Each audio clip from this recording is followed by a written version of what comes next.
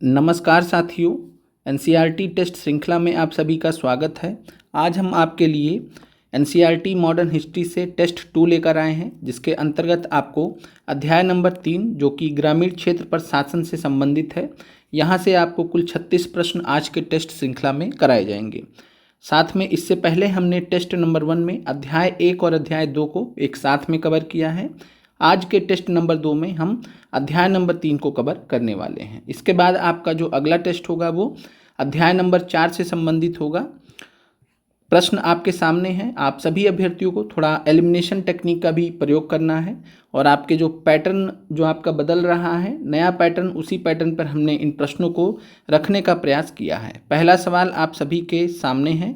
ध्यान से प्रश्न को देखिए और बिना कोई हड़बड़ी करते हुए आप इस प्रश्न का उत्तर दीजिए। हम आपको पहले प्रश्न पढ़ने का और उत्तर देने का अवसर देंगे, उसके बाद हम फिर प्रश्न का उत्तर देंगे अपने हिसाब से। आप सभी लोग कमेंट कर दीजिए पहले प्रश्न का क्या उत्तर होगा, और उत्तर के साथ में आपको 1 और इसके बाद ए लग रहा तो ए आप बोलिए, बी लग रहा तो बी बोलिए, 1 का मान लीजिए सी आपको लग रहा तो इस तरीके से कमेंट कर दीजिए। बाकी इसके अलावा और कोई कमेंट आपको नहीं करना है। थोड़ा सा इस चीज़ का आप लोग ध्यान रखेंगे कि जो आपको उत्तर लग रहा हो बस उतना भर आपको कमेंट करना है। संख्या आपको जरूर बता देना है किस प्रश्न का उत्तर आप दे रहे हैं।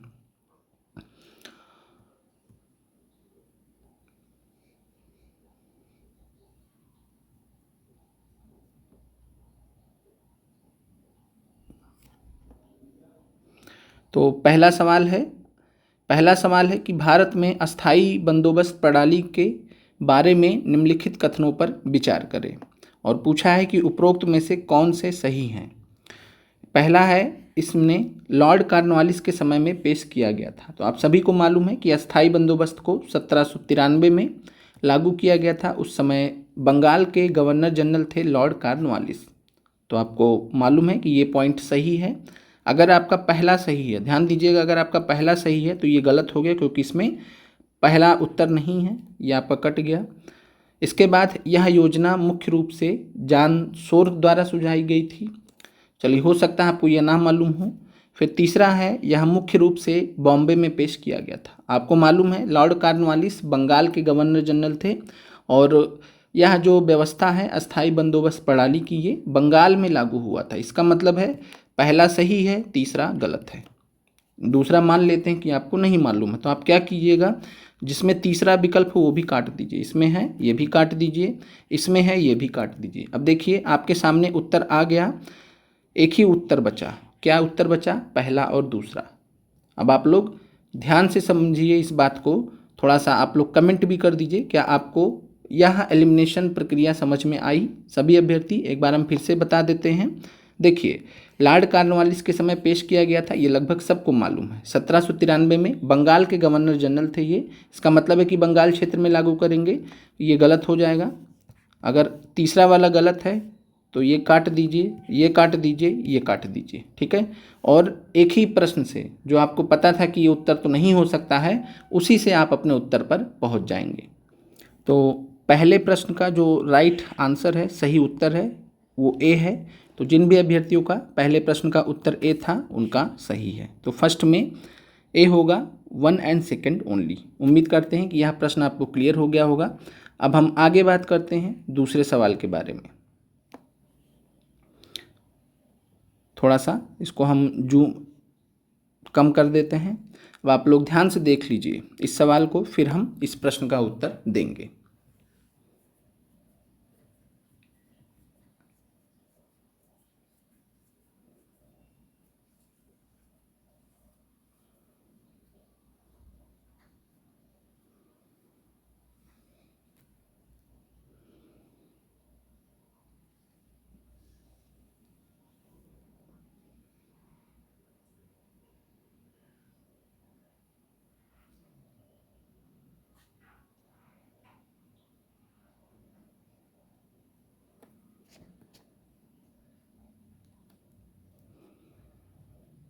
प्रश्न है, 1793 के अस्थाई बंदोबस्त की निम्नलिखित विशेषताओं में से कौन सी विशेषता सही है। पहला है कि इसने अस्थाई बंदोबस्त से किसानों को भू स्वामित्व के अधिकार प्राप्त हो गए। तो आपको मालूम है कि अस्थाई बंदोबस्त को जमींदारी व्यवस्था भी कहते हैं। अस्थाई बंदोबस्त को जमींदारी व्यवस्था भी कहते हैं। अगर जमींदारी व्यवस्था कहते हैं तो किसानों को भू स्वामित्व का अधिकार क्यों प्राप्त होगा? क्योंकि यहाँ पर एक नया वर्ग लाया गया था जिनको जमींदार बोला गया था। तो यहाँ पर जमींदार के रूप में यहाँ पर बात की जा रही है। तो पहला विकल्प तो आपका गलत हो जाएगा।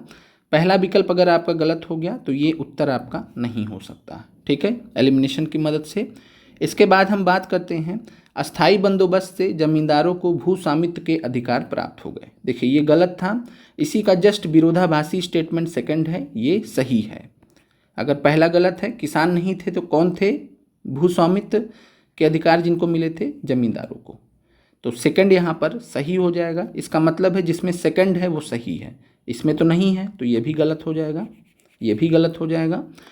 और आपके सामने विकल्प बचता है सी या बी। इसका मतलब है कि आपको इस प्रश्न में केवल और केवल दो विकल्प सही हैं। एक विकल्प आपको मिल गया है कि सेकंड वाला सही है। अब आप देखिए कि थर्ड और फोर्थ में से कौन सा आपको सही लग रहा है। जमींदारों को एक विशेष तारीख तक किराए की एक निश्चित राशि का भुगतान करना पड़ता था।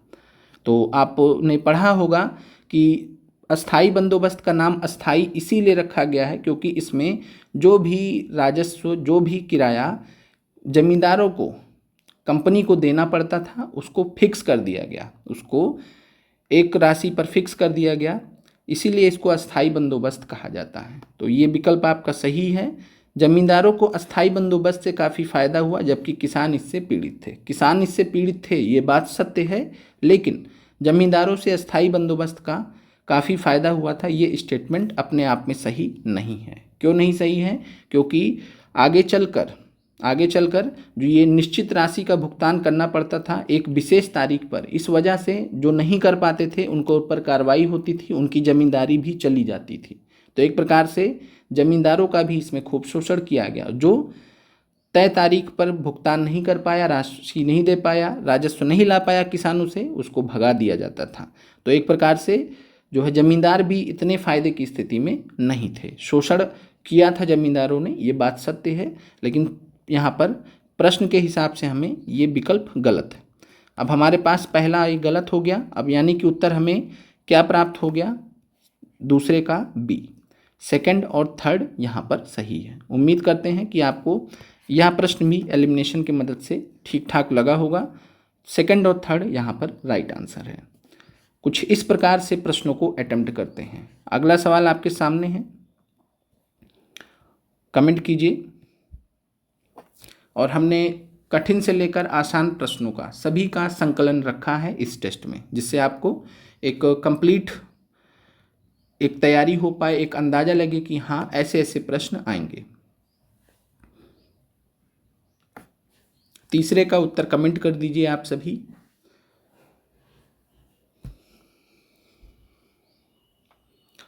तीसरा सवाल है कि अस्थाई बंदोबस्त परमानेंट सेटलमेंट जो कि 1793 में आया था, एक भू राजस्व प्रणाली थी, लॉर्ड कॉर्नवालिस ने किस क्षेत्र में शुरू की थी? तो आपको मालूम है कि जो अस्थाई बंदोबस्त की व्यवस्था है वो बंगाल प्रांत में हुई थी। ठीक है, अब यहाँ पर कोई उत्तर है जो बंगाल प्रांत से संबंधित है? ये नहीं है, ये भी नहीं है, ये भी नहीं है। सिर्फ और सिर्फ एक उत्तर आपका है जो बंगाल प्रांत से संबंधित है, बंगाल और बिहार। तो यहाँ पर दिए गए विकल्पों में सबसे उचित उत्तर क्या होगा? डी होगा, बंगाल और बिहार। पांचवा विकल्प आपको ध्यान रखना है कि जब आप प्रश्न को अटेम्प्ट नहीं करेंगे उसका भी आपको निगेटिव मार्किंग भुगतान करना पड़ेगा। ये पांचवा विकल्प उसके लिए है। ठीक है, तो ये आप कभी भी इस चीज़ की गलती नहीं कीजिएगा कि पांचवा विकल्प नन ऑफ दिस का है। ठीक है, नन ऑफ दिस का ये नहीं है। आपको नन ऑफ दिस भी अगर दिया जाएगा तो डी वाले विकल्प में दिया जाएगा। ठीक है, ये आपको ध्यान रखना है। तो तीसरे नंबर प्रश्न का राइट आंसर हो जाएगा डी, बंगाल और बिहार। अगले प्रश्न पर चलते हैं। अगला प्रश्न है, निम्नलिखित में से कौन बंगाल में अस्थाई बंदोबस्त का प्रस्तावक था? यानी अस्थाई बंदोबस्त को ड्राफ्ट करके किसने प्रपोज किया था, प्रस्तावक कौन था? तो बंगाल में अस्थाई बंदोबस्त को लागू करने वाले थे लॉर्ड कॉर्नवालिस। लॉर्ड कॉर्नवालिस ने बंगाल में अस्थाई बंदोबस्त को लागू किया, इनके टाइम में पेश किया गया था। ये गवर्नर जनरल थे बंगाल के। लेकिन बंगाल में अस्थाई बंदोबस्त का जो प्रस्तावक था उनका नाम था sir John Shore. Sir John Shore लिख लीजिएगा। सर जॉन शोर उस समय जो है सहायक के रूप में थे, एक प्रकार से जो बंगाल के गवर्नर जनरल थे। लॉर्ड कॉर्नवालिस उनके सहायक के रूप में थे, उनके अधीन काम कर रहे थे और इन्होंने ही बंगाल में अस्थाई बंदोबस्त की जो व्यवस्था है उसका प्रस्ताव पेश किया था।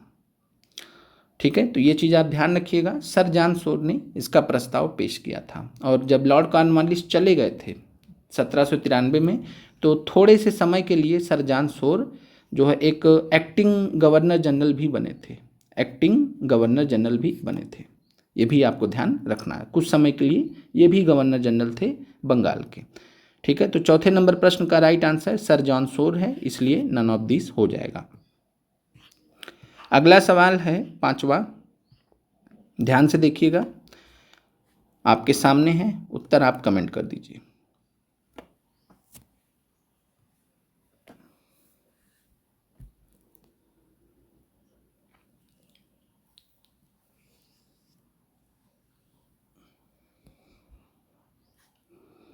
तो 5वां सवाल है, ब्रिटिश भारत में निम्नलिखित में से कौन सी भू राजस्व नीतियाँ लागू की गई थी? तो आपको बताना है इस्तेमरारी, रैयतवाड़ी, महालवाड़ी, इनमें से कौन कौन सी भू राजस्व नीतियाँ लागू की गई थी ब्रिटिश भारत में। और ब्रिटिश भारत का मतलब है अंग्रेजों के द्वारा और एक प्रकार से कंपनी के द्वारा। तो यहाँ पर बात करते हैं इस्तेमरारी की, तो जो जमींदारी व्यवस्था है, जो अस्थाई बंदोबस्त है, उसी का एक नाम और भी है इस्तेमरारी। तो याद रखिएगा, अस्थाई बंदोबस्त जिसे जमींदारी व्यवस्था भी कहते हैं, जिसे जमींदारी व्यवस्था भी कहते हैं, जिसे इस्तेमरारी व्यवस्था भी कहते हैं। याद रखिएगा, ये किससे संबंधित है? तो ये अस्थाई बंदोबस्त से। इसका मतलब है कि यह व्यवस्था भी थी, रैयतवाड़ी व्यवस्था भी थी और महालवाड़ी व्यवस्था भी थी। रैयतवाड़ी में किसान से सीधे जो है राजस्व लिया जाता था, महालवाड़ी में गांव का पूरा एक समूह निर्धारित कर दिया जाता था, फिर उनसे संयुक्त रूप से राजस्व लिया जाता था। तो कुल मिलाकर तीनों विकल्प यहाँ पर आपके सही है, तो राइट आंसर 5वें का डी हो जाएगा। फर्स्ट, सेकंड और थर्ड तीनों। 5वें का राइट आंसर डी। अब अगले प्रश्न पर चलते हैं। अगला प्रश्न है, निम्नलिखित में से कौन ब्रिटिश शासन के दौरान भारत में रैयतवाड़ी बंदोबस्त प्रारंभ किए जाने से संबंधित थे? चलिए, हमने प्रश्न आपके लिए पढ़ दिया है, आप इस प्रश्न का उत्तर दीजिए। 6 नंबर प्रश्न का, और उत्तर देते समय 6/A 6/B जो भी आपको लग रहा है बस इतना ही कमेंट करना है, बाकी अतिरिक्त कमेंट करने से आप सभी बचेंगे। इस चीज़ का ध्यान रखेंगे, कभी भी जब लाइव टेस्ट हो रहा है तो बहुत सारे अभ्यर्थी होते हैं, तो इसलिए आपको चाहिए कि आप कम से कम वहाँ पर लिखें, जितना राइट आंसर है बस उतना भर लिखें, जिससे आपको भी ज़्यादा डिफ्लेक्शन ना हो, आपको भी ज़्यादा डेविएशन ना हो। तो 6 नंबर प्रश्न है, रैयतवाड़ी व्यवस्था प्रारंभ किए जाने की अगर हम बात करते हैं तो रैयतवाड़ी व्यवस्था को लागू किया था थॉमस मुनरो ने, और इसको तैयार कराने में जो मदद किया था वो थे अलेक्जेंडर रीड। तो थॉमस मुनरो ने तो लागू किया था इसको, अलेक्जेंडर रीड ने इनकी सहायता की थी इसमें। बस जो भी सारा ड्राफ्ट प्रपोजल वगैरह है अलेक्जेंडर रीड ने तैयार किया था। तो थॉमस मुनरो और अलेक्जेंडर रीड दोनों के दोनों ही रैयतवाड़ी बंदोबस्त से संबंधित थे। और यह जो प्रश्न आप देख रहे हैं ये यूपीएससी सिविल सर्विसेज में पूछा गया है। हम आपको इसीलिए बता रहे हैं क्योंकि आपको हर प्रकार से हम यहाँ पर तैयारी करा रहे हैं आपके एग्ज़ाम के लिए। बाकी जीएस पे हमारा कमांड है, जीएस हम आपका सबसे बेहतर कर देंगे। बाकी देखते हैं जो भी बदलाव आते हैं नहीं आते हैं, क्योंकि हर रोज़ तो कुछ ना कुछ नई खबर आ रही है, उस पर ज़्यादा कुछ नहीं किया जा सकता है। तो यहाँ पर देखिए, इस प्रश्न का उत्तर देने का सही तरीका क्या है? रैयतवाड़ी बंदोबस्त से लॉर्ड कॉर्नवालिस तो संबंधित है ही नहीं, लॉर्ड कॉर्नवालिस तो इससे पहले ही मृत्यु हो चुकी है। लॉर्ड कॉर्नवालिस की बात करें तो 1805-6 में इनकी मृत्यु हो चुकी है, और जब इनकी मृत्यु हो चुकी है 1805-6 में, तब फिर लॉर्ड कॉर्नवालिस तो रह ही नहीं सकते रैयतवाड़ी बंदोबस्त, क्योंकि रैयतवाड़ी बंदोबस्त तो 1820 के दशक में लाया गया था। रैयतवाड़ी महलवाड़ी दोनों 1820 के दशक में आया था, तो ये तो हो नहीं सकते। यानी पहला जहाँ जहाँ है उसको हटा दीजिए। ठीक है, अब या तो उत्तर 2 होगा, या तो 2 3 होगा, या तो 3 होगा।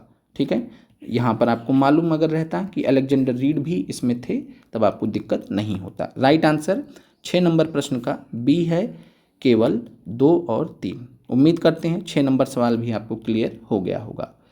अगला सवाल है आपके सामने, रैयतवाड़ी बंदोबस्त से संबंधित ही सवाल है, देख लीजिए और इस प्रश्न का उत्तर कमेंट कर दीजिए। क्या उत्तर होगा 7वें नंबर प्रश्न का?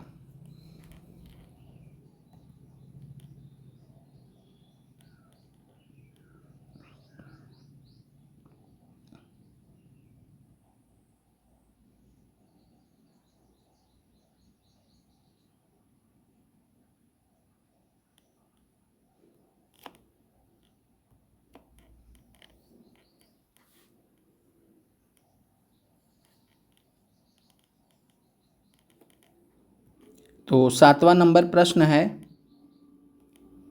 तो 7वें नंबर प्रश्न की बात करें तो रैयतवाड़ी बंदोबस्त थॉमस मुनरो के द्वारा विकसित किया गया था। ये बात तो यहाँ पर विकल्प के हिसाब से सही है।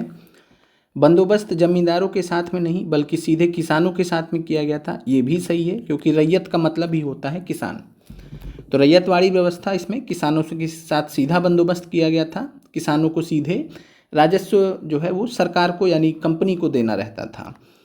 फिर है कि इसे सफल होने पर गंगा के मैदानों में लागू किया गया। आप ध्यान से देखिए, गंगा के मैदान वाला जो क्षेत्र है वो यूपी वाला क्षेत्र है, बिहार वाला क्षेत्र है।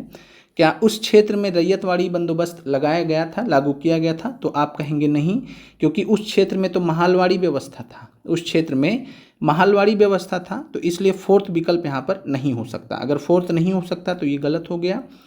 साथ में पहला हो सकता है, दूसरा हो सकता है। जब पहला हो सकता है तो ये भी नहीं हो सकता है, इसका मतलब है ए और बी में से आपको विकल्प का चुनाव करना होगा। दोनों में पहला दूसरा है, पहला दूसरा है। तीसरा देख लीजिए, इसे टीपू के भूतपूर्व कब्जे वाले क्षेत्रों में छोटे पैमाने पर परीक्षण किया गया था।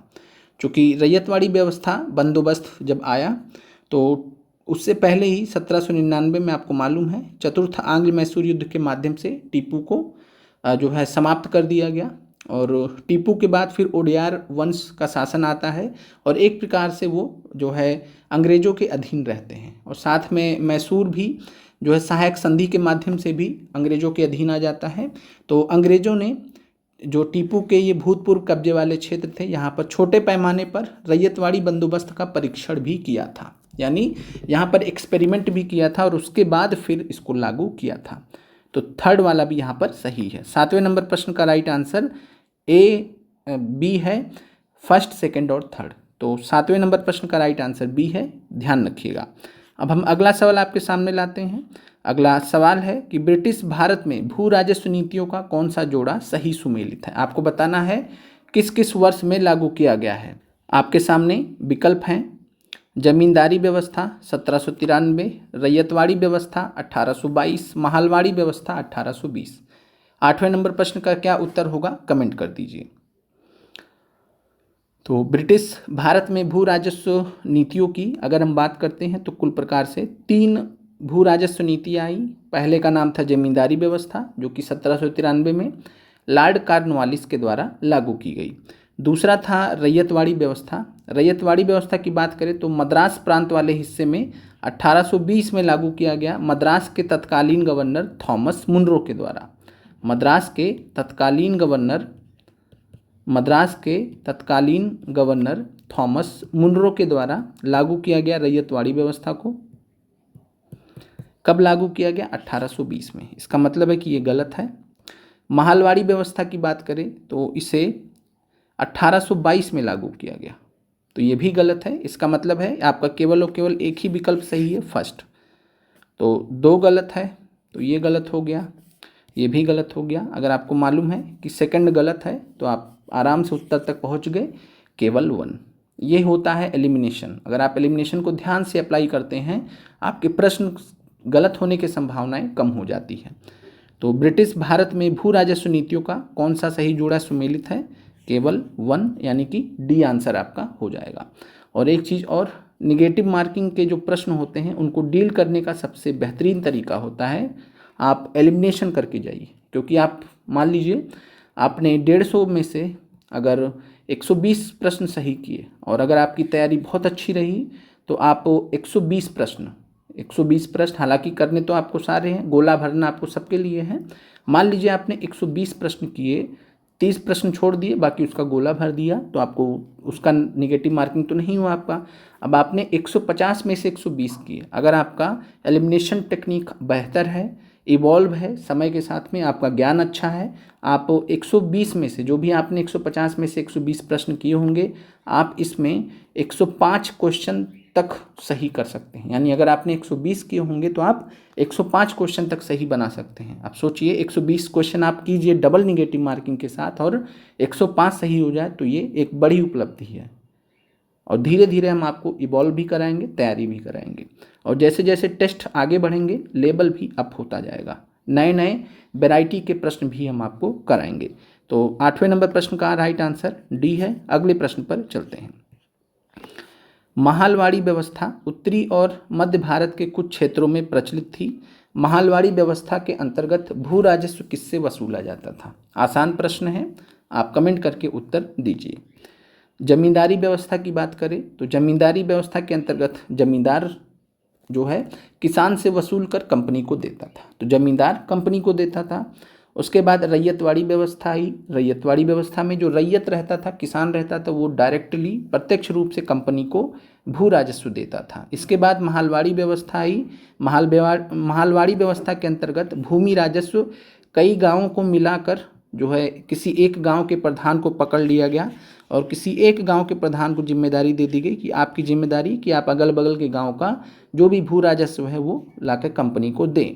तो ग्राम प्रधान से जो है भू राजस्व वसूला जाता था। महालवाड़ी व्यवस्था के अंतर्गत गांवों का एक समूह बना दिया जाता था जिनको महाल कहा जाता था, तो इसीलिए महालवाड़ी व्यवस्था इसका नाम पड़ा, क्योंकि गांव का जो समूह था उसको महाल कहा गया और गांव के समूह पर जो व्यवस्था लागू हुई वही महालवाड़ी व्यवस्था, जिसमें ग्राम प्रधान सारा कुछ काम करता था।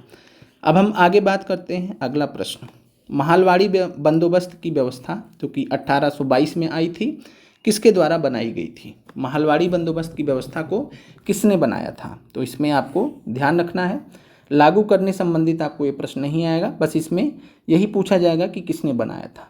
तो थॉमस मुनरो तो रैयतवाड़ी व्यवस्था से संबंधित थे, अलेक्जेंडर रीड भी।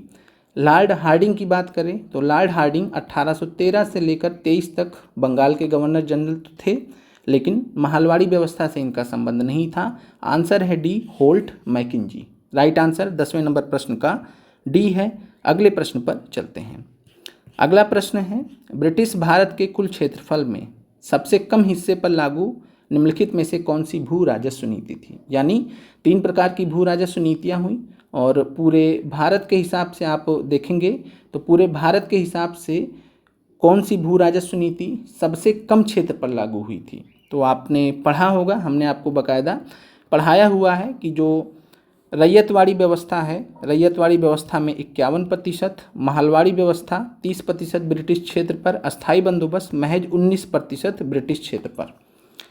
तो याद रखिएगा कि ब्रिटिश क्षेत्र जो भारत के जो ब्रिटिश क्षेत्र थे जो अंग्रेजों के अधीन थे, वहाँ के 19% ही क्षेत्र पर ही अस्थाई बंदोबस्त लागू किया गया था। और एक प्रकार से यहाँ पर बात करें तो राइट आंसर इस प्रश्न का ए हो जाएगा, अस्थाई बंदोबस्त। अगर सबसे ज़्यादा क्षेत्र पर पूछा जाता तब रैयतवाड़ी हो जाता, जो कि 51% था, महालवाड़ी 30%, बचा 19%, तो अस्थाई बंदोबस्त 19% अंग्रेजों के अधीन जो भारत में क्षेत्र थे वहाँ पर लागू किया गया था। क्लियर है? राइट आंसर 11वें प्रश्न का ए हो जाएगा। अगला प्रश्न है, रैयतवाड़ी व्यवस्था को ब्रिटिश भारत के अधीन किस क्षेत्र में लागू किया गया था? आपके सामने ऑप्शंस हैं, आपको बहुत ध्यानपूर्वक एलिमिनेट करते हुए उत्तर तक पहुंचने की कोशिश करनी है। बताइए क्या आंसर होगा 12वें नंबर प्रश्न का। रैयतवाड़ी व्यवस्था ब्रिटिश भारत के अधीन किस क्षेत्र में? तो प्रांत वाइज देखेंगे तो मद्रास प्रांत में, और मद्रास प्रांत में मुख्य रूप से तमिलनाडु वाला जो क्षेत्र है यहाँ पर ये लागू किया गया था। और इसके अलावा बात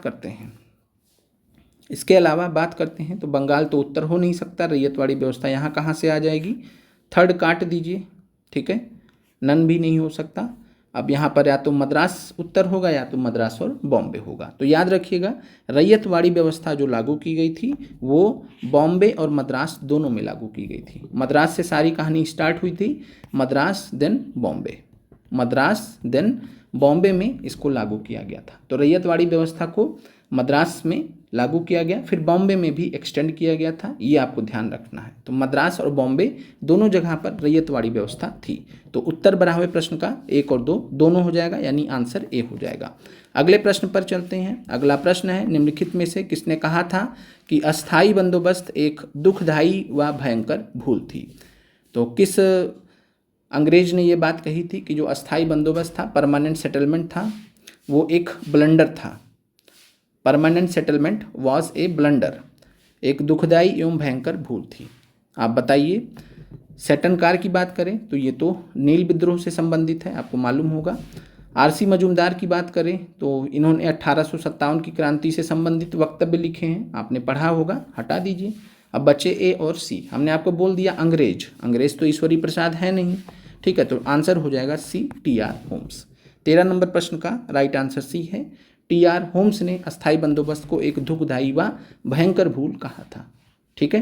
बाकी टी.आर. होम्स का 1857 की क्रांति से संबंधित भी स्टेटमेंट है, वो हम आगे वाले जो है टेस्ट में कवर करेंगे। तो राइट आंसर 13 नंबर प्रश्न का सी है, टी.आर. होम्स। अब हम आगे बात करते हैं। अस्थायी बंदोबस्त की शुरुआत 1793 में लॉर्ड कॉर्नवालिस के द्वारा कहाँ की गई थी। ध्यान से इस प्रश्न का उत्तर देखिए, क्या होगा 14 नंबर प्रश्न का राइट आंसर। कभी भी प्रश्न को उत्तर करते समय आपको ये ध्यान रखना है कि 5वां विकल्प तो आपको प्रयास नहीं करने वाला है, यानी नन ऑफ दीज ये नहीं है। बाकी आपको जो 4 विकल्प आपको जो दिख रहे हैं, इन्हीं 4 में से सबसे उचित, इस चीज़ को याद रख लीजिएगा, सबसे उचित जो आपका विकल्प होगा वही आपको मानना होगा। हो सकता है किसी दूसरे प्रश्न में कुछ और हो, इस प्रश्न में कुछ और हो, ठीक है। आप में से बहुत सारे अभ्यर्थी कहेंगे सर अभी आपने ऊपर एक प्रश्न कराया, वहाँ तो बंगाल और बिहार माना है, लेकिन वहाँ पर वो सबसे उपयुक्त उत्तर था, लेकिन यहाँ पर बंगाल, बिहार और उड़ीसा सबसे उपयुक्त उत्तर है। वहाँ पे आंसर को मान लीजिए कहीं तो आपको बंगाल भी तो लिखा हो सकता है, तो वो भी तो सही है, लेकिन विकल्प के अनुसार। मान लीजिए प्रश्न आता अस्थायी बंदोबस्त की शुरुआत कहाँ की गई, बंगाल, पंजाब, मद्रास, तो आप क्या मानेंगे, बंगाल ही ना मानेंगे। उसके बाद बंगाल और बिहार है तो बंगाल और बिहार मानिए, बंगाल, बिहार और उड़ीसा है तो ये सबसे बेहतर आंसर है, सबसे डिटेल्ड आंसर है, आप सी आंसर मानेंगे, बी नहीं मानेंगे, ठीक है।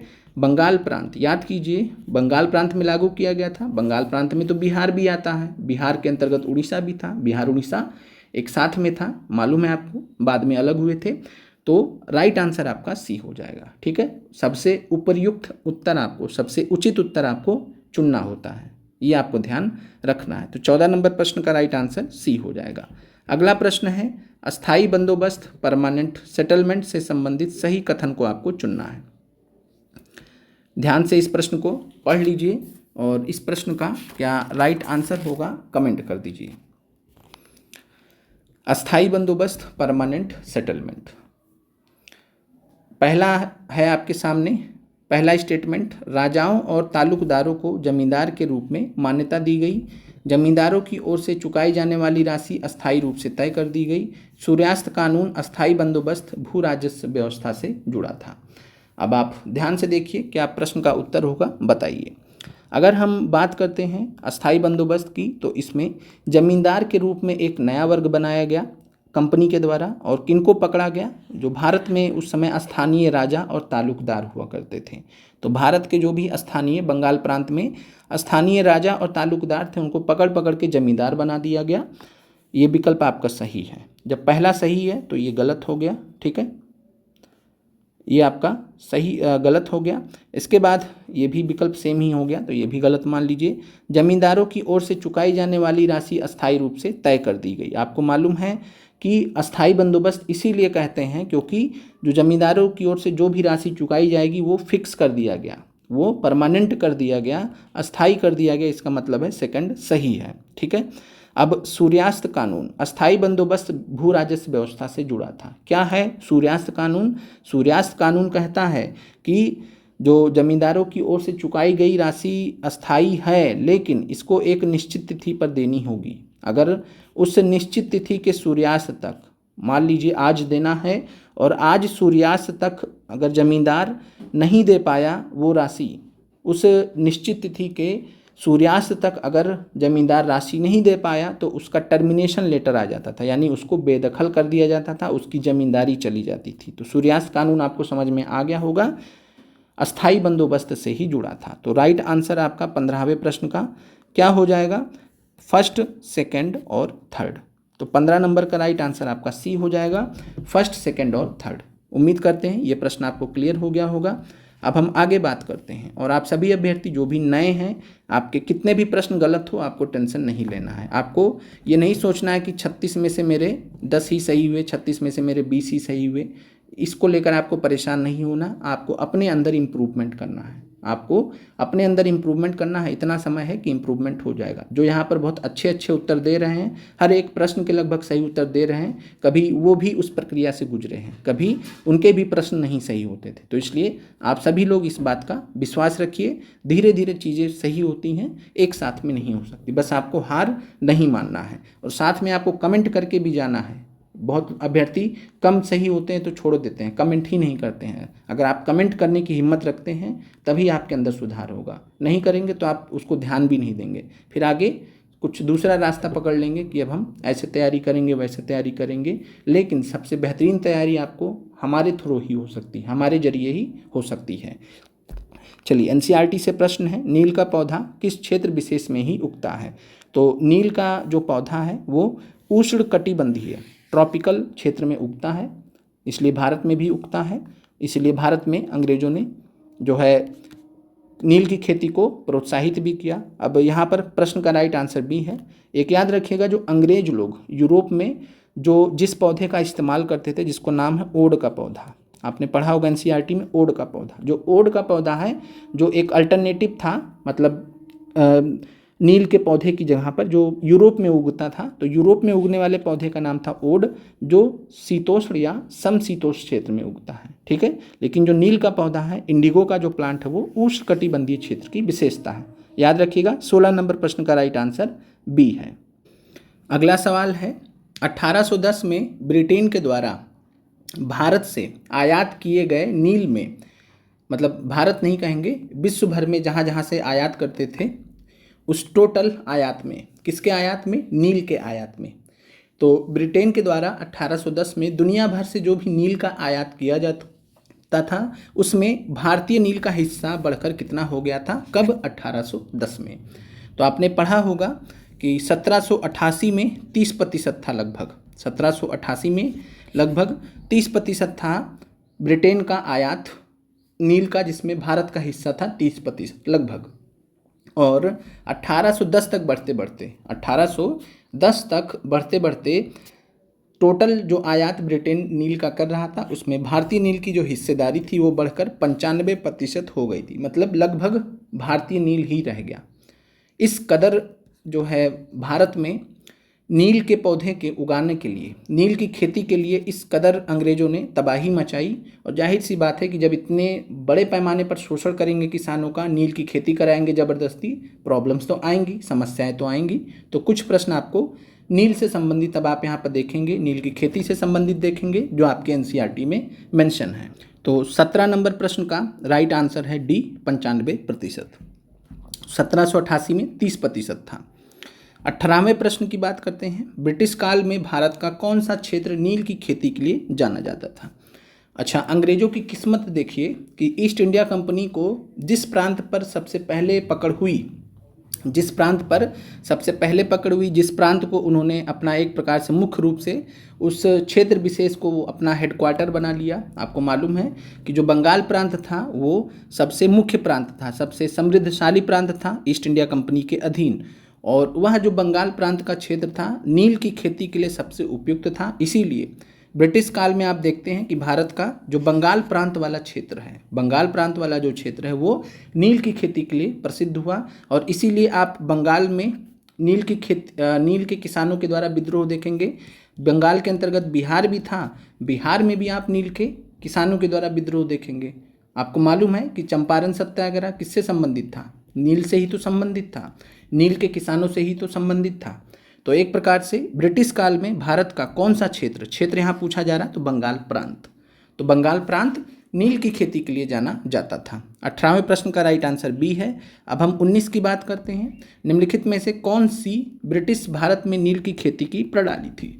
अब भारत में नील की खेती की कुल मिलाकर 2 प्रणालियाँ थीं। एक का नाम था निज और दूसरे का नाम था रैयती। रैयती का मतलब क्या होता है, निज का मतलब क्या होता है? निज का मतलब होता है खुद, स्वयं से। यानी कि जो ब्रिटेन के यूरोपीय जो बगान मालिक आए थे भारत में, यूरोपीय बगान मालिक जो भारत में आए थे, वो जब खुद से जो है अगल बगल के क्षेत्र है उनको खरीद लिया उन्होंने, ज़मीन वगैरह अपने अंडर में ले ली। अब जब ज़मीन वगैरह ले ली तब उस पर वो खेती कराते थे, उसको हम निज खेती कहते हैं। ठीक है। इसके अलावा रैयत है, कोई किसान है, किसान के पास उसकी भूमि है, किसान के पास उसकी भूमि है, उसके किसान को कुछ अनुबंध करके, कुछ जो है कॉन्ट्रैक्ट वगैरह करके किसान से खेती कराना, किसान के ही ज़मीन पर, वो रैयती प्रकार था। तो निज प्रकार और रैयती प्रकार, नील की खेती 2 प्रकार से, निज प्रकार और रैयती प्रकार। आपको क्लियर हो गया होगा। तो नील की खेती की प्रणाली यहाँ पर कौन सी हो जाएगी? 19 में राइट आंसर सी हो जाएगा। अगले प्रश्न पर चलते हैं। अगला प्रश्न है, नील की खेती करने वाले किसानों ने 1859 में, आपको मालूम है 1859 में नील विद्रोह शुरू हुआ था। किस गांव से शुरू हुआ था नील विद्रोह, यही आपसे पूछा जा रहा है। उस गांव का क्या नाम था जहां से नील विद्रोह 1859 में शुरू हुआ था? तो आपका राइट आंसर हो जाएगा इस प्रश्न का बी, गोविंदपुर। 20 नंबर प्रश्न का राइट आंसर हो जाएगा बी, गोविंदपुर। गोविंदपुर वह गांव है जहां से नील विद्रोह शुरू हुआ था 1859 में। अगला सवाल थोड़ा सा कठिन है, लेकिन थोड़ा सा आपको इस प्रश्न में ध्यान रखना है कि निज प्रणाली को आपको ध्यान में रहते हुए सवाल करने हैं। निज प्रणाली अभी हमने आपको ऊपर बता दी है। अब आप बताइए 21 नंबर प्रश्न का क्या राइट आंसर होगा। और यह प्रश्न आपको सीटेट में भी पूछा गया है, सीटेट में भी पूछा गया है। तो आप देखिए एनसीईआरटी के वो प्रश्न जो सीटेट में भी पूछे गए हैं वो भी करा रहे हैं। इस लेवल पे आपको कोई नहीं पढ़ाएगा। क्वेश्चन बनाने वाले तो बहुत बना देंगे, 360 720 एनसीईआरटी, लेकिन असल में क्वेश्चन आपके जो एग्ज़ाम में फंसे वैसे बनाने की जो क्षमता है वो आपको हर जगह नहीं दिखेगी। चलिए प्रश्न का उत्तर दीजिए। ईस्ट इंडिया कंपनी के समय नील की खेती निज प्रणाली से किसानों को कई तरह की समस्याएं का सामना करना पड़ा। निम्नलिखित में से कौन सी समस्या निज प्रणाली का परिणाम थी? अब आप बताइए निज प्रणाली क्या थी? अभी ऊपर से हमने चर्चा की है। आप कहेंगे निज प्रणाली वह प्रणाली थी जिसमें जो यूरोपीय बगान मालिक थे वो ज़मीन का टुकड़ा खरीद लेते थे। तो वो क्या करते थे, ज़मीन का टुकड़ा खरीदेंगे तो किससे खरीदेंगे? किसान का ही ना रहेगा, लेकिन अब उन पर उनका स्वामित्व हो गया है, उनका खुद का निजी प्रॉपर्टी हो गया है। अब ये जो निज प्रणाली थी इसमें क्या किया गया कि इसमें जो व्यक्ति नील की फैक्ट्री के आसपास रहते थे उन्हें उनकी ज़मीनों से हटवा दिया गया। इस वजह से बहुत ज़्यादा विरोधाभास हुआ। आपके एनसीईआरटी में भी ये बात दी गई है कि बार बार जो स्थानीय रैयत थे उनसे टकराव हुआ। क्यों टकराव हुआ? क्योंकि उनकी ही ज़मीन से उनको बेदखल होना पड़ा, ज़बरदस्ती जो है उनका ज़मीन वगैरह खरीद कर उनको भगा दिया गया। तो जो व्यक्ति नील की फैक्ट्री के आसपास रहते थे, यानी जहाँ पर नील की फैक्ट्री लगाई यूरोपीय बगान मालिकों ने, वहाँ से रैयतों को अगल बगल वहाँ से हटा दिया गया। यानी जो भी ज़मीन वगैरह रैयत लेकर वहाँ पर रह रहे थे उनको हटा दिया गया, विस्थापित कर दिया गया। तो ये समस्या किसकी थी? निज प्रणाली की। ठीक है, निज प्रणाली यानी जिसमें यूरोपीय बगान मालिकों ने ज़मीन खरीद कर जो है नील की खेती कराना चालू किया। इसके कारण इन्होंने यह समस्या पैदा कर दी। अब बाकी विकल्प की बात कर लेते हैं, बी सी डी। तो ये आप जो देख रहे हैं ये एक प्रकार से रैयती वाली व्यवस्था के अंतर्गत है। जो नील की खेती रैयतों को ज़बरदस्ती कराई जाती थी उसके अंतर्गत ये पॉइंट्स हैं। निज प्रणाली का सिर्फ एक ही पॉइंट यहाँ पर है। ठीक है, रैयती व्यवस्था से संबंधित अगला प्रश्न है, वहाँ से आपको क्लियर हो जाएगा। 21 में राइट आंसर आपका ए है। आगे बढ़ते हैं। 22 नंबर प्रश्न देखिए ध्यान से। 22 नंबर प्रश्न, रैयतों की ज़मीन पर नील की खेती से संबंधित गलत कथन आपको चुनने हैं। तो रैयतों की जो ज़मीन थी उस पर जो नील की खेती कराते थे यूरोपीय बगान मालिक, कुछ कॉन्ट्रैक्ट वगैरह कराकर कुछ और भी चीज़ें अपनाते थे, हथकंडे अपनाते थे। गांव के जो मुखिया लोग थे, गांव के जो प्रधान थे, उनको भी इन्वॉल्व कराते थे कि आप भी फंसाइए। जो भी किसान वगैरह नील की खेती करना चाहता, नहीं करना चाहता, उनको दुनिया भर का लाभ दीजिए। तो रैयतों की ज़मीन पर जो नील की खेती हुई, ये रैयती प्रकार की जो नील की खेती है वो व्यवस्था है। तो निज और रैयती दो प्रकार से नील की खेती होती थी। निज वाला एक पूरा फैक्ट्री बना दिया, एक पूरा नील की फैक्ट्री लगा दी, वहाँ पर अपने अपने क्षेत्र में करा रहे हैं, वहाँ समस्या नहीं है, किसानों को पकड़ पकड़ के वहाँ पर काम करा रहे हैं, कुछ पैसा दे रहे होंगे, काम करा रहे हैं, क्लियर है। लेकिन रैयत वाली जो व्यवस्था है, तो रैयत यानी कि किसान के पास जो भूमि है, उस भूमि के टुकड़े पर, छोटा बड़ा जो भी टुकड़ा है, उस भूमि के टुकड़े पर जो है अंग्रेजों ने, यूरोपीय बागान मालिकों ने कुछ व्यवस्था की और उससे नील की खेती कराना चालू किया। तो आपको गलत कथन बताना है। रैयती व्यवस्था के अंतर्गत बागान मालिक रैयतों के साथ एक अनुबंध करते थे, सट्टा करते थे। सही है ये? तो पहला वाला तो सही है, आपको गलत कथन चुनने हैं। जो रैयत अनुबंध पर दस्तखत कर देते थे, उन्हें नील उगाने के लिए कम ब्याज दर पर बागान मालिकों से नकद कर्ज मिल जाता था। जाहिर सी बात है, अनुबंध पर दस्तखत कर दी यानी आप हमारी बात मान लिए। चलिए, थोड़ा सा नील उगाने के लिए कम ब्याज दर पर आपको हम नकद कर्ज दे देते हैं। बागान मालिक थोड़ा सा झांसा देते थे। उसके बाद कर्ज लेने वाले रैयत को अपनी कम से कम 35% ज़मीन पर नील की खेती करनी पड़ती थी। ये विकल्प आपका गलत है, गलत कथन यही है। कम से कम 25% जो कर्ज लेता था रैयत, उसे कम से कम 25% ज़मीन पर नील की खेती करनी होती थी। जब कटाई के बाद नील की फसल बागान मालिक को सौंप दी जाती थी, तो रैयत को नया कर्ज मिलता था। ऐसे प्रक्रिया चलती रहती थी और धीरे धीरे जो रैयत थे वो कर्ज में डूबते चले गए। फिर आप देखते हैं नील विद्रोह। तो 22 नंबर प्रश्न का राइट आंसर सी है, यहाँ 25% होना चाहिए, बाकी विकल्प सही है। उम्मीद करते हैं आपको निज और रैयत 21-22 प्रश्न आपको क्लियर हो गया होगा। अगला प्रश्न आपके सामने है, 23 नंबर प्रश्न है, 1859 के नील विद्रोह के बारे में निम्नलिखित में से कौन सा कथन सही है। यहाँ पे आपके सामने 4 विकल्प हैं। पांचवा विकल्प आपको मालूम है क्या है, नॉट अटेम्प्टेड, नॉट आंसर्ड या नॉट अटेम्प्टेड। तो 4 में से आपको एक विकल्प का चुनाव करना है। तो बताइए 23 नंबर प्रश्न का क्या राइट आंसर होगा। 1859 का नील विद्रोह, ये गलत हो जाएगा क्योंकि आपको मालूम है बंगाल वाले क्षेत्र में हुआ है, तो पूना अहमदाबाद तो हो नहीं सकता है, ठीक है। इसके बाद साहूकारों के खिलाफ संचालित किया गया, तो गलत। शोषण कौन कर रहा था? बागान मालिक। शोषण कौन कर रहा था? बागान मालिक, यूरोपीय बागान मालिक। फिर है बंगाल के बुद्धिजीवियों ने इसे बढ़ावा दिया था, या छोटे जमींदारों तथा बागान मालिकों के पूर्व कर्मचारियों के विरुद्ध संचालित था। देखिए, पूर्व कर्मचारियों, ये गलत है। बागान मालिकों के खिलाफ था लेकिन उनके पूर्व कर्मचारियों की नहीं। तो बागान मालिकों के पूर्व कर्मचारियों की बात की जा रही, ये विकल्प गलत हो जाएगा। छोटे जमींदार भी नहीं, यहाँ पे मुख्य रूप से बाद में तो जो छोटे जमींदार भी थे किसानों के साथ हो लिए थे। एक प्रकार से बंगाल के बुद्धिजीवियों ने इसको बढ़ावा दिया था। याद कीजिए सबसे बड़ा बुद्धिजीवी कौन है जो नील विद्रोह से संबंधित है, याद कीजिए, अभी प्रश्न भी आगे आएगा। तो बंगाल के बुद्धिजीवियों ने इसे बढ़ावा दिया था। 23 का आंसर सी है। अगला प्रश्न है, बंगाल में नील विद्रोह कब हुआ था? आपको एग्जैक्टली महीना बताना है। आपको मालूम चल गया है कि 1859 है, लेकिन आपको बताना है कि नील विद्रोह हुआ कब था। मार्च 1860 में, अप्रैल 1858 में, मार्च 1859 में, सितंबर 1859 में। तो बंगाल में जो नील विद्रोह हुआ था वो मार्च 1859 में हुआ था। राइट आंसर सी हो जाएगा 24 में। अगले प्रश्न पर चलते हैं। निम्नलिखित में से किस समाचार पत्र ने नील बागान मालिकों की कड़ी निंदा की थी और नील दंगों के दौरान कृषकों के हितों का समर्थन किया था? तो बताइए, बहुत अच्छा प्रश्न है। हिंदुस्तान है, हुरकारू है, भारत मित्र है, या हिंदू पैट्रियट है? तो वह समाचार पत्र कौन था जिसने नील बागान मालिकों की कड़ी निंदा की, नील दंगों के दौरान कृषकों के हितों का समर्थन किया? और इस समाचार पत्र के लेख वगैरह का परिणाम था कि जो है आगे चलकर 1860 में आप देखते हैं कि नील आयोग का गठन होता है। तो जो नील आयोग के गठन में भी इस समाचार पत्र ने महत्वपूर्ण भूमिका निभाई थी। नाम है हिंदू पैट्रियट। हिंदू पैट्रियट के जो संपादक थे, याद रखिएगा कौन थे? हिंदू पैट्रियट के जो संपादक थे H.C. मुखर्जी, महत्वपूर्ण थे, मुख्य रूप से इनका ही रोल था।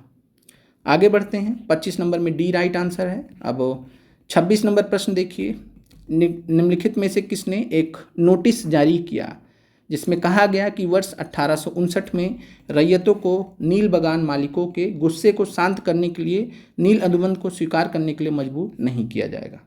ठीक है, तो यहाँ पर किसने एक जो है नोटिस जारी किया था, सर्कुलर जारी किया था 1859 में? जिसमें बोला गया कि रैयतों को नील अनुबंध को स्वीकार करने के लिए मजबूर नहीं किया जाएगा, यानी रैयत है वो नील की खेती करने के लिए मजबूर नहीं है। तो ये थे बारासात वाले क्षेत्र के मजिस्ट्रेट, बारासात क्षेत्र के मजिस्ट्रेट थे। तो बारासात के मजिस्ट्रेट अगर आपने पढ़ा होगा एनसीईआरटी में, कौन थे? Ashley Eden. तो राइट आंसर 26 नंबर प्रश्न का बी है, एशले ईडन ने यहाँ नोटिस जारी किया था। और इसके बाद एक जो है मतलब बहुत तेज़ी से हल्ला हो गया कि महारानी विक्टोरिया ने नील की खेती ना करने का हुक्म दिया है, और महारानी विक्टोरिया चाहती हैं कि नील अनुबंध को किसान स्वीकार न करें। इससे एक यह मैसेज गया। इसके बाद किसान और भी जोश में आ जाते हैं, विद्रोह अपने चरम पर पहुंच जाता है। इसके अलावा एशले ईडन की बात कर ले तो ये संथाल परगना के पहले डिप्टी कमिश्नर भी थे। याद रखिएगा, संथाल परगना आपसे पूछा जा सकता है। संथाल परगना के पहले डिप्टी कमिश्नर याद रखिएगा। 26 नंबर में बी आंसर है। अगले प्रश्न पर चलते हैं। इसके बाद 27 नंबर का प्रश्न है, 19वीं शताब्दी का नाटक नील दर्पण, जो यूरोपीय नील उत्पादकों द्वारा भारतीय किसानों के साथ किए गए दुर्व्यवहार को दर्शाता है, निम्नलिखित में से किसके द्वारा लिखा गया था? तो आपको बताना है नील दर्पण। और अभी आपने देखा था कि बुद्धिजीवियों ने सहयोग किया था, सपोर्ट किया था नील विद्रोह वाले केस में। तो जो उस समय के जो बुद्धिजीवी थे उन्हीं में से एक थे दीनबंधु मित्र ने अपने नाटक नील दर्पण से, और एक चीज़ और, नील दर्पण को इन्होंने 1858-59 में लिखा था। इसने नील विद्रोह को प्रत्यक्ष रूप से या अप्रत्यक्ष रूप से कहिए तो इसको प्रभावित किया। हालांकि यह पुस्तक आगे चलकर प्रकाशित हुई। तो नील दर्पण किसके द्वारा लिखी गई है? दीनबंधु मित्र के द्वारा। 27 नंबर प्रश्न का राइट आंसर डी है। अब 27 नंबर प्रश्न के बाद आगे चलते हैं 28 नंबर प्रश्न पर।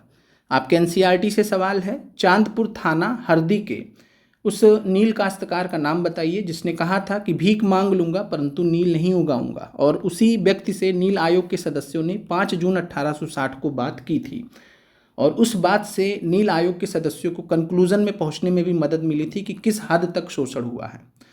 तो ये जो व्यक्ति थे कौन थे, आपको कमेंट करना है। 28 नंबर प्रश्न, ये थे हाजी मुल्ला। राइट आंसर 28 नंबर प्रश्न का हाजी मुल्ला एक नील किसान थे, चांदपुर थाना हरदी के संबंधित थे, नील काश्तकार थे, नील की खेती करते थे।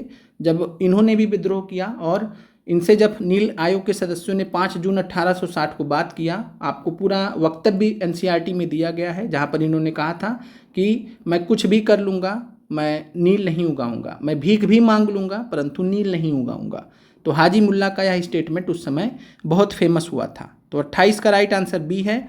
आगे बढ़ते हैं। 29 नंबर सवाल है, निम्नलिखित में से कौन 1860 में गठित नील आयोग के अध्यक्ष थे? ध्यान से उत्तर दीजिएगा। नील आयोग जो कि 1860 में गठित हुआ, इसके अध्यक्ष कौन थे? Who was the chairman of Indigo commission? 29 number प्रश्न का उत्तर बताइए। तो नील आयोग के जो अध्यक्ष थे वो थे WS सेटन कार नाम के व्यक्ति थे। आपके एनसीईआरटी में सीटन कार लिखा है, तो सेटन हो चाहे सीटन हो, दोनों एक ही हैं। तो WS सेटन कार नाम के जो व्यक्ति थे वो नील आयोग के चेयरमैन थे, अध्यक्ष थे। महत्वपूर्ण सवाल है। राइट आंसर 29 का डी है। अब इसके अलावा जो आप यहाँ पर नाम देख रहे हैं WF फर्ग्यूसन, ये भी नील आयोग के सदस्य थे। R टेम्पल भी नील आयोग के सदस्य थे। रेवरेंड J साले, जिसके बारे में आपको एनसीईआरटी में श्री साले करके लिखा हुआ, जब वो बात कर रहे थे हाजी मुल्ला से तो आपको वक्तव्य पूरा दिया गया, जो श्री साले हैं वो यही हैं। ठीक है, तो रेवरेंड G साले। अब यहाँ पर R टेम्पल, साले, फर्ग्यूसन, ये सभी के सभी क्या हैं? नील आयोग के सदस्य हैं। WS सेटन कार क्या है? नील आयोग के अध्यक्ष हैं। तो राइट आंसर 29 नंबर प्रश्न का डी हो जाएगा। आपको सदस्यों के नाम भी ध्यान रखने हैं। अब आप बताइए 1860 के नील आयोग में एकमात्र भारतीय सदस्य कौन थे? एकमात्र भारतीय सदस्य कौन थे? बाकी तो यूरोपीय हुए, लेकिन एकमात्र भारतीय सदस्य कौन थे? तो ये थे SC मुखर्जी या दिगंबर बिश्वास, बंकिम चंद्र चट्टोपाध्याय या चंद्रमोहन चटर्जी। कौन थे? तो 30 नंबर प्रश्न की बात करते हैं। तो जमींदारों के हितों को रखने के लिए, या यूँ कह लीजिए किसानों की तरफ से भी पक्ष लेने के लिए, चंद्रमोहन चटर्जी जो मुख्य रूप से जमींदारों की तरफ से भेजे गए थे, तो चंद्रमोहन चटर्जी 1860 के नील आयोग में एकमात्र भारतीय सदस्य थे। 30 नंबर प्रश्न का राइट आंसर ए है। जमींदारों के प्रतिनिधि के रूप में मुख्य रूप से इनको इन्वॉल्व किया गया था। तो राइट आंसर 30 का ए है। अगला सवाल है, नील दर्पण एक नाटक जिसने नील बागान मालिकों के अत्याचारों को दर्शाया था, उसका अंग्रेजी अनुवाद किसके द्वारा किया गया? नील दर्पण के अंग्रेजी अनुवादक का क्या नाम था, ये आपको बताना है। बीपीएससी सिविल सर्विसेज में भी यह सवाल पूछा गया है। यह आप अप्रत्यक्ष सवाल देख रहे हैं जो हमने बनाए हैं। अब आप इतना समझते हैं कि हम आपको डायरेक्ट सवाल भी कराएंगे, इनडायरेक्ट भी कराएंगे। तो नील दर्पण का अंग्रेजी अनुवाद किया था माइकल मधुसूदन दत्ता ने। राइट आंसर 31 में डी हो जाएगा। तो 31 नंबर प्रश्न का जिनका डी है उनका आंसर ठीक है, सही है। 32 नंबर प्रश्न, नील दर्पण किस वर्ष प्रकाशित हुई थी? नील दर्पण किस वर्ष प्रकाशित हुई थी? तो नील दर्पण हमने आपको बताया 1858-59 में लिखी गई, लेकिन इसका प्रकाशन जो है 1860 में हुआ। तो राइट आंसर 32 में डी हो जाएगा। राइट आंसर क्या है नील दर्पण के प्रकाशन का? वर्ष 1860। लिखी गई 1858-59 में, लेकिन प्रकाशित हुई, पब्लिश हुई ऑफिशियली 1860 में। ये आपको ध्यान रखना है। और इसने नील विद्रोह को जो है प्रभावित किया था। फिर हम बात करते हैं 33 नंबर प्रश्न की। बंगाल में नील क्रांति के बाद बागान मालिकों ने अपना संचालन कहाँ स्थानांतरित कर दिया? यानी बंगाल में जब नील विद्रोह हुआ, बागान मालिक बंगाल वाला क्षेत्र छोड़ के किधर की तरफ निकल लिए? महाराष्ट्र, मध्य प्रदेश, असम, बिहार। अब आप बताइए, अगल बगल का क्षेत्र जो नील की खेती के लिए उपयुक्त हो उधर ही तो जाएंगे, और वो क्षेत्र था अपना बिहार। तो बिहार वाले क्षेत्र में, बंगाल में जब नील विद्रोह हुआ तो बागान मालिकों ने अपना जो संचालन था, नील की खेती वगैरह था, वो स्थानांतरित कर लिया बिहार की तरफ। तो राइट आंसर 33 में सी हो जाएगा। अब इसके बाद हम बात करते हैं, बिहार में 3 कठिया प्रणाली में नील की खेती के लिए कितनी ज़मीन आरक्षित करनी होती थी? तो ये हम आगे डिटेल में पढ़ेंगे जब गांधी जी का चंपारण सत्याग्रह देखेंगे।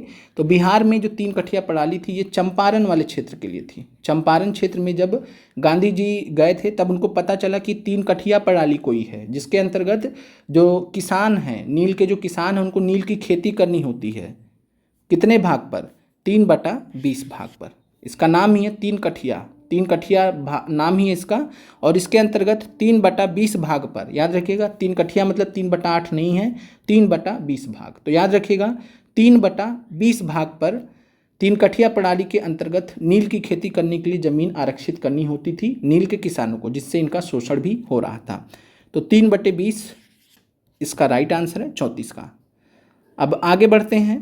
35 नंबर प्रश्न है, 1866-67 में बिहार में नील किसानों के विद्रोह का क्षेत्र क्या था? ये सवाल आपसे डीएलएड में पूछा गया। लीजिए, सीटेट के बाद डीएलएड का भी सवाल आपके सामने है। डीएलएड का भी सवाल हमने यहाँ पर इंक्लूड कर दिया है। हालांकि ये बिहार स्पेशल के रूप में है, लेकिन क्या दिक्कत है, आपके काम का है तो आप इसको देखिए। 1866-67 में बिहार में नील किसानों के विद्रोह का क्षेत्र, आपको मालूम है कि चंपारण में गांधी जी जो है नील का आंदोलन किए थे, चंपारण सत्याग्रह किए थे। तो ये तो होगा नहीं, ये भी नहीं होगा, यही उत्तर बचता है सी। ठीक है, चंपारण और मुजफ्फरपुर, याद रखिएगा, चंपारण और मुजफ्फरपुर बगल बगल में हैं। तो चंपारण और मुजफ्फरपुर नील की खेती यहाँ पर शिफ्ट हुई थी मुख्य रूप से।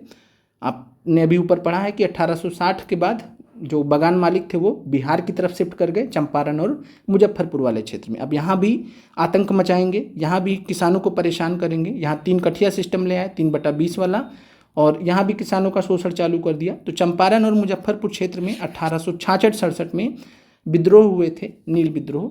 ये आपको ध्यान रखना है। ठीक है, उतना चर्चा नहीं होता है इतिहास में, लेकिन ये आगे चलकर जो 1917 का जो चंपारण सत्याग्रह हुआ था, उसके लिए एक अच्छी पृष्ठभूमि इसने तैयार की थी। अब हम आगे बात करते हैं, इनमें से किसने बंगाल में प्रसिद्ध नील विद्रोह का नेतृत्व किया था?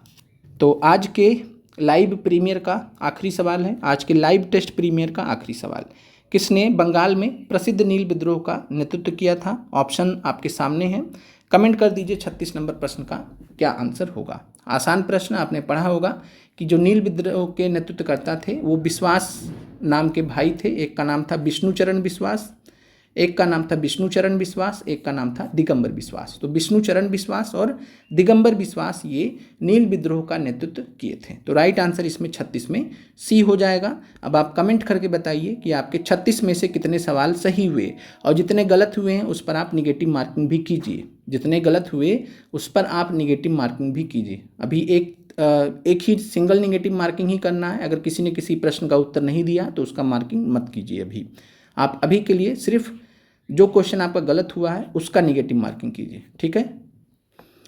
और आप सभी एक एक करके आपके 36 में से कितने सवाल सही हुए कमेंट कर दीजिए। देन उसके बाद इस लाइव प्रीमियर को हम एंड करते हैं। साथ में आप जब लाइव प्रीमियर एंड हो जाएगा उसके बाद भी आप कमेंट कर दीजिएगा, जिससे बाकी अभ्यर्थियों को पता चल सके। क्योंकि लाइव वाला नहीं दिखता है बाद में, आप लोग लाइव में जुड़े हैं तो आप बाद में भी पता चले कि आपके कितने सवाल सही हुए। और प्रश्न का स्तर कैसा था, आपको कैसा लगा, और क्या लेवल यहाँ से बढ़ाया जाए, लेवल को अप किया जाए, ये भी आप बताइए। हमने यहाँ पर जो है इजी प्रश्न भी रखे थे, मॉडरेट प्रश्न भी रखे थे, कठिन प्रश्न भी रखे थे। इस बात से आप सहमत होंगे तो आप लोग कमेंट जरूर कर दीजिएगा। और इसके बाद हम आपसे मिलेंगे। आपको एनसीईआरटी का जो टेस्ट ग्रुप है उसमें हम आपको जानकारी दे देंगे। जो हमने टेस्ट ग्रुप के नाम से बनाया हुआ था, हमने उसको एनसीईआरटी टेस्ट ग्रुप नाम रख दिया गया है। जो टेस्ट ग्रुप के नाम से था पहले, वो अब एनसीईआरटी टेस्ट ग्रुप के नाम से है। यहीं पर अपडेट दिया जाएगा। अगला टेस्ट जब भी होगा हम आपको जानकारी दे देंगे। आप सभी अभ्यर्थियों का इस लाइव प्रीमियर में जुड़ने के धन्यवाद। जो अभ्यर्थी बाद में देखते हैं, अगर आपके लिए संभव हो तो आप सहयोग के लिए एक as a support live premiere में ज़रूर जुड़िए। क्योंकि लाइव प्रीमियर में मान लीजिए अगर 500 लोग भी लाइव देखते हैं तो हमें बहुत मोटिवेशन मिलता है। हालांकि हम देखते हैं कि मैक्सिमम 150-200 लोग लाइव होते हैं। आज तो संख्या और भी कम नज़र आ रही है। तो इस चीज़ का भी थोड़ा सा आप लोग ध्यान रखिए, खासकर जो बाद में देखने आते हैं। अगर आपके लिए संभव हो 9:30 बजे आप ज़रूर आइए लाइव सेशन में। आप लोग का देखने के लिए धन्यवाद।